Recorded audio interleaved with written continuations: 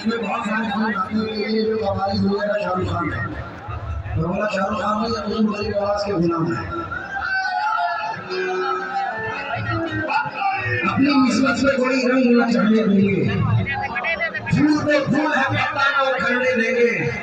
वो मेरा दामन हस्ती न उखड़ने देंगे मेरे ख्वाजा मेरा कुछ भी न बिगड़ने देंगे मैं 24 साल से स्पीड पर हूँ लेकिन अल्लाह गरीब नवाज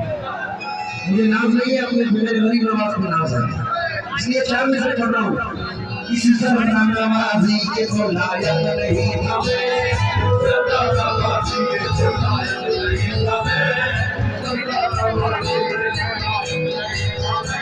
तुमने मेरे नसीब को मामूर कर दिया कल तक मेरे नाम से वाकिफ न था कोई तेरे काम में दुनिया में मशहूर कर दिया मेरे ख्वाजा